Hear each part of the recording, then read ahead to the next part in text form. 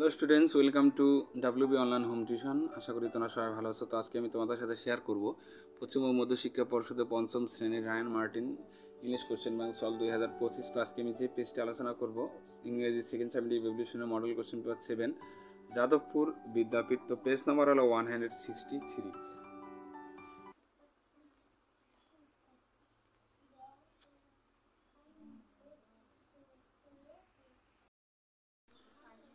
তো প্রথমেই আমরা এই দাগের T for true F for আলোচনা করব। তো তার আগে বলি, যারা চ্যানেলটিতে নতুন আছে অবশ্যই চ্যানেলটিকে সাবস্ক্রাইব করবে এবং বন্ধুদের মধ্যে শেয়ার করবে। আর যারা আগের বা পরের ভিডিওগুলি দেখতে চাও তো অবশ্যই ভিডিওটি ডেসক্রিপশন বক্সে প্লেলিস্টের লিঙ্ক দেওয়া আছে, তো তোমরা সেখানে গিয়ে আগের বা পরের ভিডিওগুলি দেখে আসতে পারো। তো প্রথমে এই দাগের write T for true F for false. The hall of the school had a gallery. স্কুলের হল ঘরে একটি গ্যালারি ছিল, এটা অবশ্যই ট্রু হবে, টি লিখবো বা ট্রু লিখবো। Feast on occasions of Saraswati Puja were arranged in the school playground. Saraswati Puja উপলক্ষে ভোজের আয়োজন করা হতো স্কুলের খেলার মাঠে, এটা অবশ্য ফলস হবে। Ballygunge government high school was on the southern side of the Beltala road police station. Ballygunge সরকারি উচ্চ বিদ্যালয় বেলতলা রোডে থানার দক্ষিণ দিকে ছিল, এটাও ফলস হবে। এফ লিখব। The playground was on the southern part of the school. তো খেলার মাঠটি স্কুলের দক্ষিণ অংশে ছিল, এটা অবশ্য ট্রু হবে, টি লিখবো এখানে। এরপরে দেখো বি দাগের অ্যান্সার দ্য ফলোইং কোশ্চেন্স।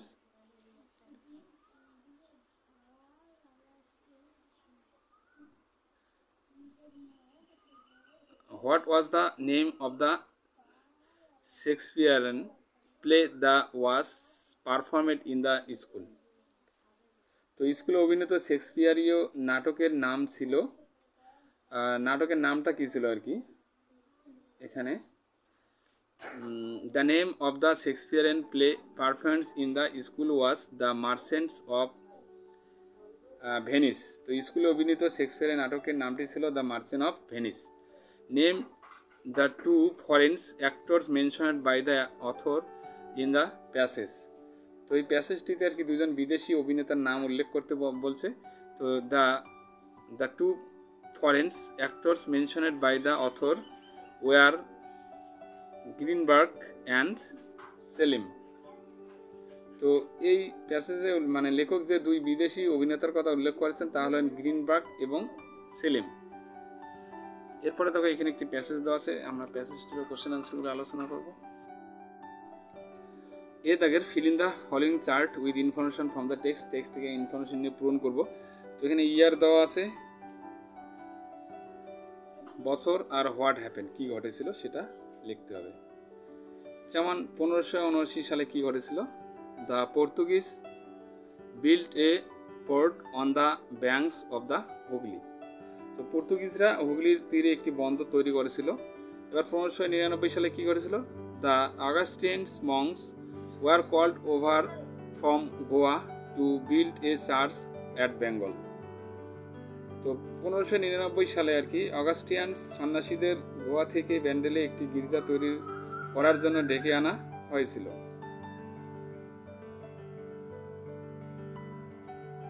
এরপরে দেখো 1571 সালে কি হয়েছিল, the Portuguese begins to use Bandel as a port. তো 1571 খ্রিস্টাব্দে আর কি পর্তুগিজরা ব্যান্ডেলকে বন্দর হিসেবে ব্যবহার করে। এরপরে আলোচনা করব রিডিং কম্প্রিহেনশন। এখানে একটা আনসিন দেওয়া আছে, তো আনসিনটি একটু বাংলা মানুষও পড়বো, তারপরে কোশ্চেন আনসারগুলি। Once upon a time in a magical forest there live a wise old owl names Oliver. একসময় এক জাদুকর বনে অলিভার নামে এক জ্ঞানী বৃদ্ধ পেঁচা বাস করত। Oliver was known throughout the forest for his wisdom and kindness. তো অলিভার তার জ্ঞান এবং দয়ার জন্য সমগ্র বনে পরিচিত ছিল। One day a young rabbit named Rosie comes to Oliver seeking advice. তো একদিন রোজি নামে আর কি একটি ছোট খরগোশ অলিভারের কাছে পরামর্শ চাইতে আসে। তো Rosie was feelings lost and unsure of what পথ to to take in her life. তো রোজি হারিয়ে যেতে বসেছিল এবং তার জীবনে কোন পথ বেছে নেবে তা বুঝতে পারছিল না। Oliver listened carefully and then told Rosie a story about a little caterpillar who was afraid of change. তো অলিভার মনোযোগ সহকারে শুনল এবং তারপর রোজিকে একটি ছোট্ট শুভোপকার গল্প বলল যে পরিবর্তনকে ভয় পায়। The Caterpillar names Charlie was contents crawling along the forest floor. তো চার্লি নামের শুঁয়োপোকাটি বনের মেঝে ধরে হামাগুড়ি দিয়ে তৃপ্ত ছিল। বাট ওয়ান ডে, কিন্তু একদিন, Charlie realise that he had the potentials to become somethings greater, a beautiful butterfly.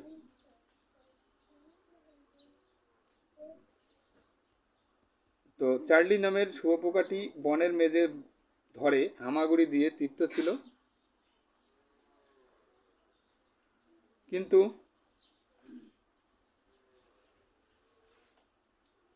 একদিন চার্লি বুঝতে পারল যে তার মধ্যে একটি সুন্দর প্রজাপতির মতো আরও বড় কিছু হওয়ার সম্ভাবনা রয়েছে। তো however he was scared of the unknown and worried about leaving his comfortable life behind. তবে সে অজানাকে ভয় পেত এবং তার আরামদায়ক জীবন ত্যাগ করার বিষয়ে সে চিন্তিত ছিল। তো এরপরে আলোচনা করব আমরা কোশ্চেন আনসারগুলি। Choose the correct alternative. The name of the wise old owl was. জ্ঞানী বৃদ্ধ পেঁচার নাম কি ছিল এখানে? অলিভার।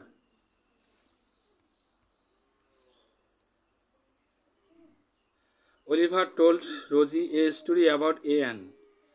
তো অলিভার রোজিকে একটা গল্প শোনাতো, সেটা ক্যাটারপিলাই সম্পর্কে। রাইট দ্য অ্যান্সার হবে সি।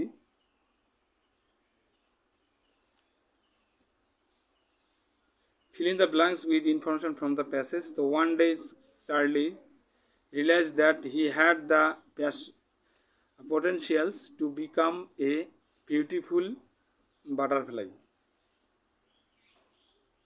একদিন চার্লি বুঝতে পেরেছিল যে তার একটি সুন্দর প্রজাপতি হওয়ার সম্ভাবনা রয়েছে। Oliver was known for his wisdom and kindness. Oliver তার প্রজ্ঞা এবং দয়ার জন্য পরিচিত ছিলেন।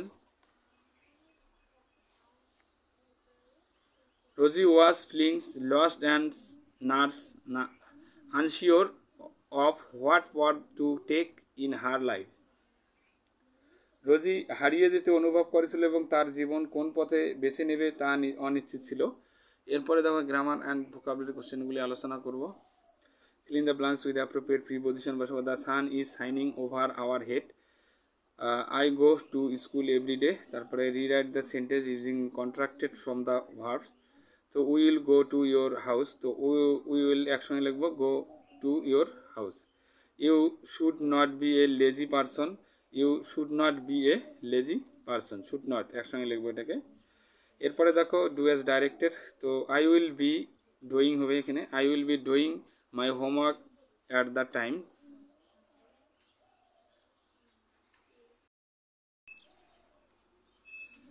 Right the synonyms of tiny. তো এখানে টিনির সমর্থক শব্দ লিখতে হবে। টিনি মানে ছোট। The synonyms of the tiny is small. ছাত্ররা আমাদের দেশের ভবিষ্যৎ। তো ইংলিশে বানাবো students are the future of our country. I want to go to Canada one day. তো এখানে I want to go to Canada one day.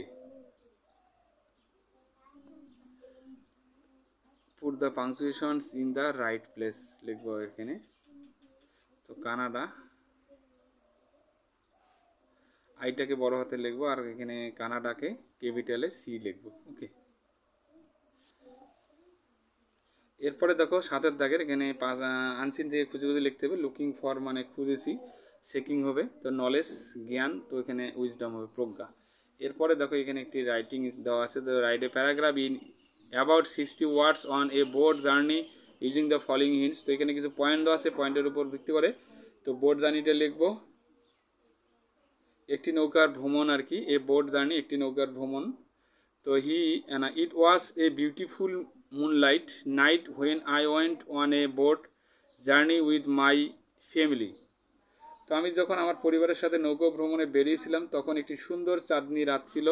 We ফ্লোডেড down A weed river and the rippling water simmered under the soft glow of the moon. আমরা একটি প্রশস্ত নদীর ধারে ভেসে গিয়েছিলাম এবং চাঁদের নরম আভায় জলের ঢেউ চকচক করেছিল। The dark forest on either side of the river added a sense of thrill and mystery to the journey. নদীর দুই ধারের অন্ধকার বন যাত্রায় রোমাঞ্চ এবং রহস্যের অনুভূতি যোগ করেছিল। We felt a mix of excitement and peace as the boat glided smoothly. তো নৌকাটি মসৃণভাবে চলার সময় আমরা উত্তেজনা এবং শান্তির মিশ্রণ অনুভব করেছি। তো making it an unforgettable experience. তো যা এটিকে একটি অবিস্মরণীয় অভিজ্ঞতা করে তুলেছিল। তো বন্ধুরা, ভিডিওটি কেমন লাগলো অবশ্যই কমেন্ট বক্সে জানাবে এবং নতুন হয়ে থাকলে অবশ্যই চ্যানেলটিকে সাবস্ক্রাইব করবে। তো তাহলে আজকে এই পর্যন্ত, সবাই ভালো থাকবে। Happy next day. Please subscribe my channel. আমার ভিডিও দেখার জন্য তোমাদের সবাইকে অসংখ্য ধন্যবাদ।